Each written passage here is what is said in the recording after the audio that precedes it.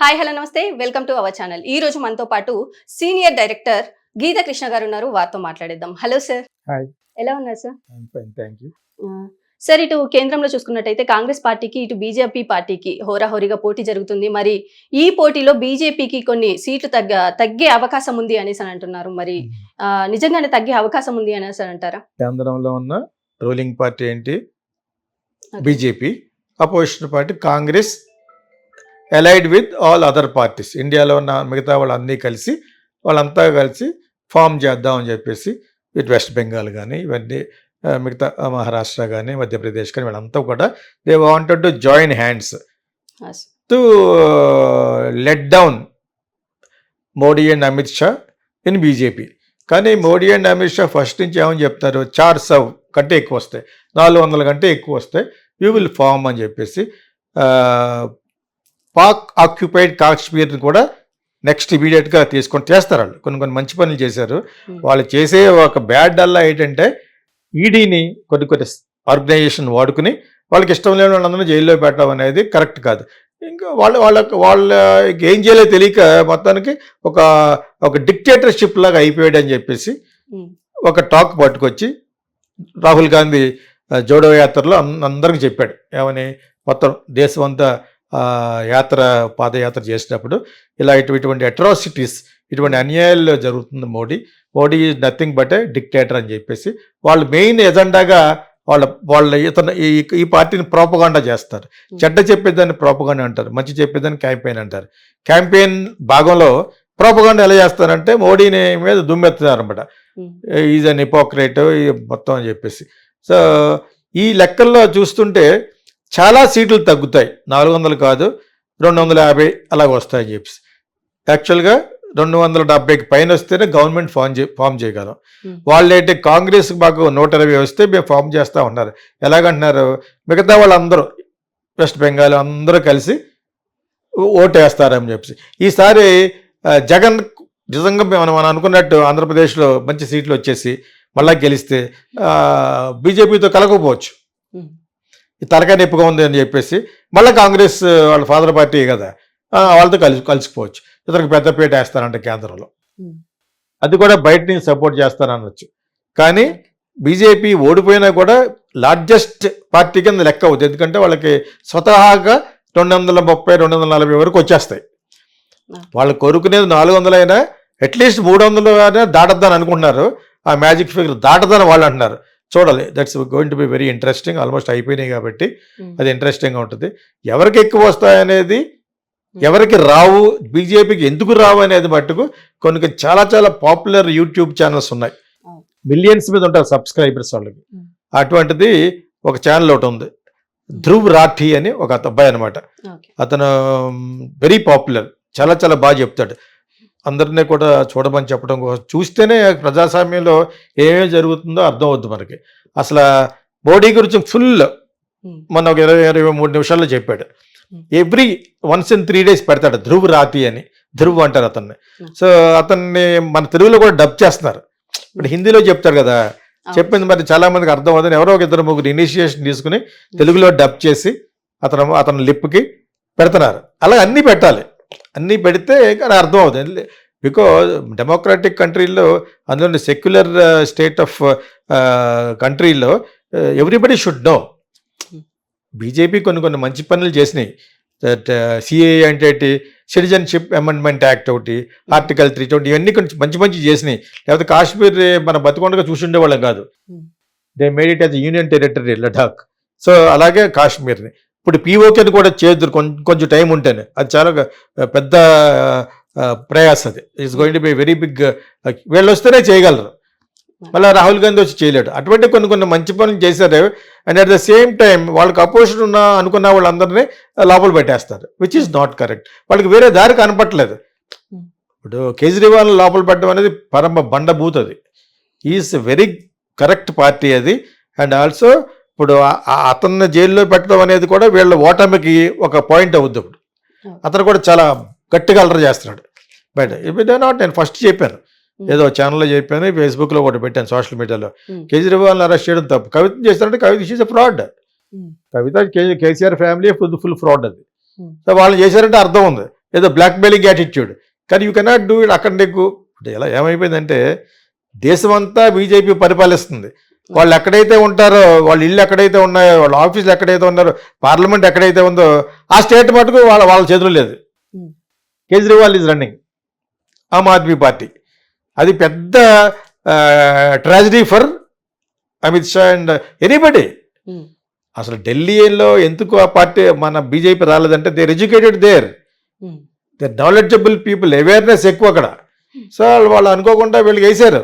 నిరంకుశత్వపాలంగా ఉంటూ ముస్లిమ్స్ మీద ఎగనెస్ట్గా మాట్లాడే పార్టీ గురించి చేయరు. ఎందుకు చేస్తారు? ఇక్కడ నమ్ముతారు పల్లెటూరులో. ఇక్కడ మనం ఏమీ చేయకపోయినా ఈ తెలుగుదేశం వెళ్ళి వాళ్ళ దగ్గరికి చేరింది. ఇక్కడ ఒక సీటు రాదు వాళ్ళకి, అర సీటు కూడా రాదు వాళ్ళకి. అయినా ఎందుకు చేరారు? జైల్లో పెడతారని భయం చంద్రబాబు నాయుడికి. తెలుగుదేశాన్ని యాజిటీజ్గా ఉన్న ఓట్లు కూడా కొన్ని పోయి ఉంటాయి వీళ్ళ గురించి. పవన్ కళ్యాణ్ ఎందుకు వెళ్తున్నాయంటే దాన్ని వేరే కక్షలో చెప్దాం. అది అతనికి కాపుల నుంచి వచ్చాడు కాబట్టి, కాపులు 27% కాబట్టి ఇతను పెట్టుకుని, plus film star who has got the largest crowd gathering, crowd puller, ఈ రెండు గమనించి మోడీ స్పెషల్గా అది హృదయంలో పెట్టుకున్నాడు అతన్ని. సో రేపు పొద్దుట నిజంగా కూటమి గెలిచినా కూడా maybe Pawan Kalyan chief minister అవ్వచ్చు. అతనికి 23 సీట్లు 10 సీట్లు వచ్చినా కూడా ఆ ఫిట్టింగ్ పెడతారు బీజేపీ. అక్కడ బీజేపీ వచ్చేసి ఇక్కడ కూటమి వచ్చేస్తే చంద్రబాబు నాయుడు సీఎం అవ్వకపోవచ్చు.